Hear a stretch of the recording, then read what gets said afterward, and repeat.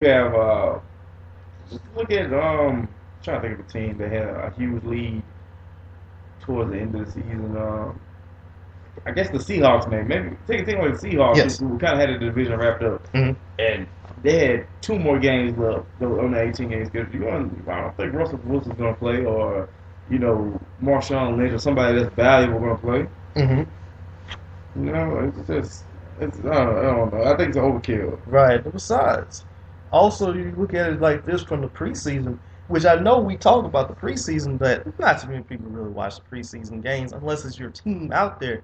But you cut those down from 4-2. How can you really evaluate those guys that really want to try to make it onto the squad as well? So many people, when they get to those the third game and especially the fourth game, where those players that really want to make their team, they're really basically putting their best foot forward just to at least be number 53 on the 53-man roster, or to at least showcase their talent if they don't make a roster to get somewhere else. Here, if you cut those down to 2 games here, how can you really properly evaluate those guys as well? Exactly. That's another thing. So, you know, I guess once again with football, there could still always be so much football out there that it can't get to be overkill and stuff. Yeah, it's all for money. I mean, I'm not a fan of the Thursday night game. Mm-hmm. I think it's overkill. Me And then neither. a lot of them have sucked. Yes. So it's like, why even have this? I mean, we know why. It's for money. Right. More people watching. Whatever. But I'm not. I just don't like it. I mean, Call me old fashioned. mhm. Like my football Mondays and Sundays. Right. I can't remember a Thursday night football game that's been earlier this season that has really lived up to the billing, I don't think, except for maybe a few, if there's at all any here. This season we had games like the Browns and Bills, which turned out to be a nice game, but who really wants to see a game between the Browns and the Bills, really? Right. So, yeah, there's that. We will be right back with the Gafford and Brown Show, and we will be talking, when we come back from the air, we will be talking about the BCS championship game coming right up. Who do you think is going to win that game between Florida State and Auburn? We will take a minute break, and we will be back with the Gafford and Brown Show in that time.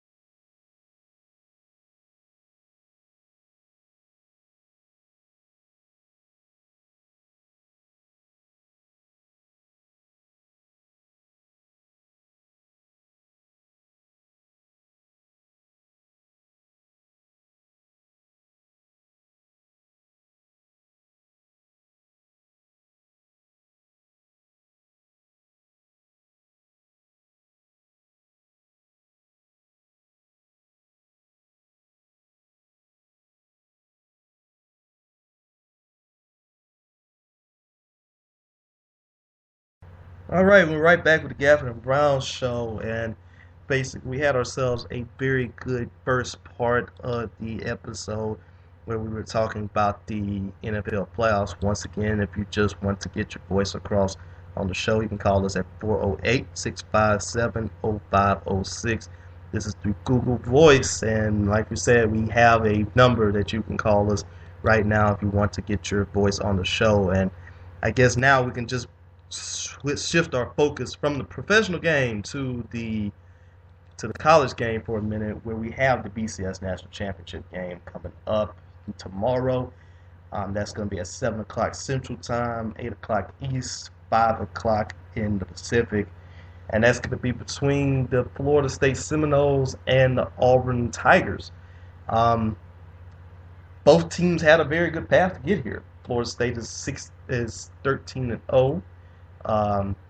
Had not lost a game had not won a game They won every single one of their games by at least double digits. And you also have Auburn, who's basically come bounce back from a next 3-9 season. Um, they're also 12-1, I think, and they're especially their two of their last three games, especially against Georgia, against Alabama, they had themselves a miracle victories here. So I guess the main question is, what are you looking at first of all in the game? And I'll start that off before we get to our outcomes. I'm looking forward to defense, actually. I mean, Auburn isn't really known for their defense. Mm. We saw the game against Bama, how high scoring it was, the championship game against Missouri. Other examples throughout the season, their defense isn't elite per se. Florida State has pretty much butchered people that come in front of them. Mm-hmm.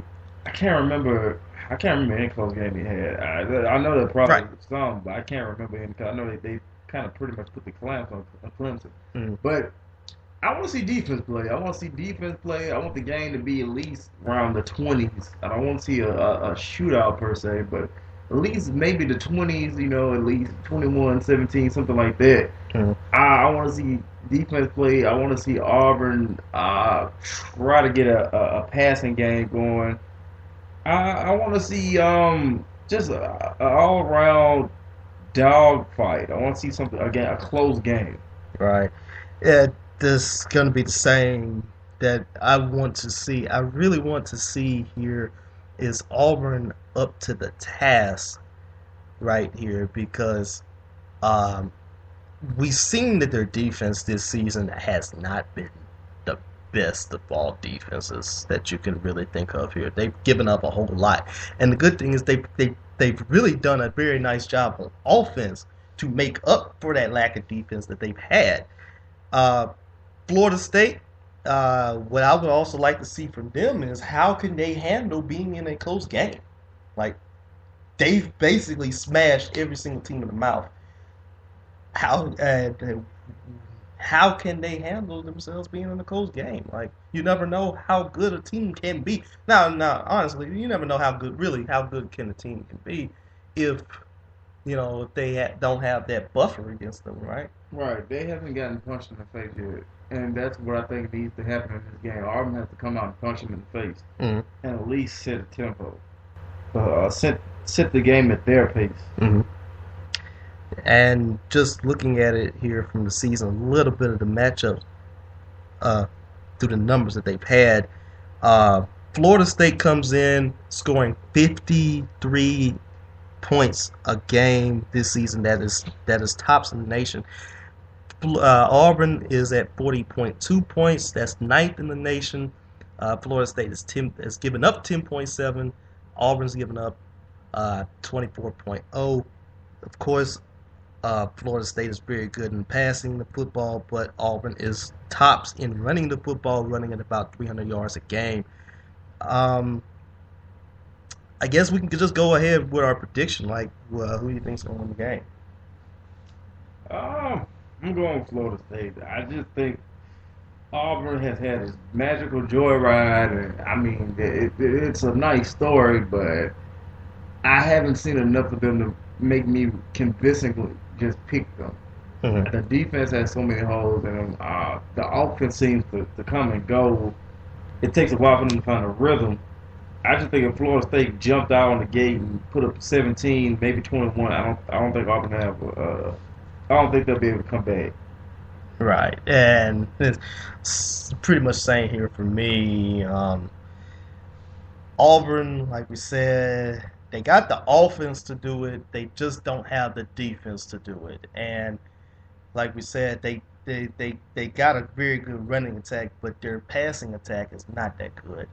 And if they fall behind by a lot, they're going to have to rely on the pass. And as we've kind of seen, aside from one fluke play against Georgia, their passing is not that good.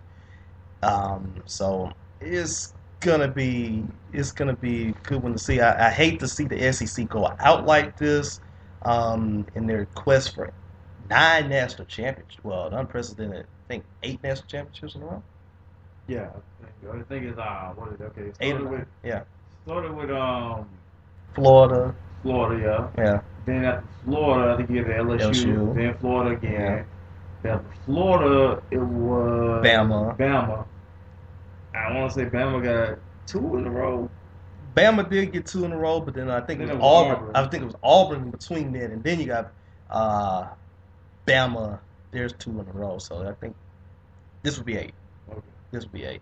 So I hate to say that I don't want this to end at 7, but if there's at all any team that's out there that's deserving of winning it, Florida State is deserving of winning it, and I mean, heck, they're a South team anyway, so I wouldn't be that mad about it. Anyway, I mean, hey, if you try to look for some third coast bias right now, well, I guess this is the place that you can get it. In this case. Exactly. I guess we could just pretty much go through some of the other bowl games this season too. Which one was the best one that that you probably saw, and which one was kind of one that you kind of didn't want to see? Probably the Rose Bowl. Mhm. Probably the Rose Bowl. Michigan State and Stanford was pretty good. In the I don't know the name of the Rose. I don't know the name of the bowl. Uh-huh. That Texas A&M versus Duke game. Man, did it have me on my seat. Yes, the Chick-fil-A Bowl. You know what? I did not see either one of those two. Sadly, Wow. I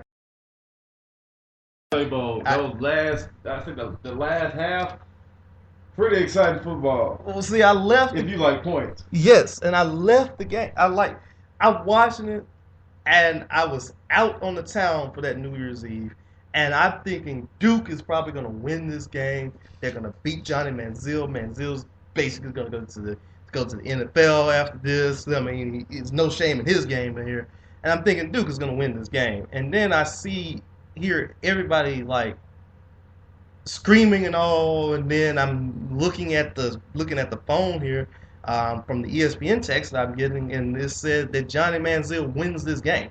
Like, for real. Yes. I mean, if that's a way to go out, hey, that's a way to go out. Yes. With the stacks against him. Now, wow, I know we're jumping subjects. We're supposed to be talking about bowl games. Yes. Now, what if your Dallas Cowboys made a play for Johnny Manziel? Oh, wow. What do you think about that? What would your thoughts be on that? Honestly, I wouldn't mind it, to be honest. I think Romo would be, of course, Romo could help him out, and in a way, he would be a draw for that. If he would be a draw for that team, and he's very well and more capable of doing it, and kind of would seem like to me it would be a Jerry Jones type move. Yeah, I think so as well. Right. Now, back to the top of the bowl games. What was a bowl game you kind of wish you avoided? The one I wish I probably would have avoided, just taking a look at some of these here.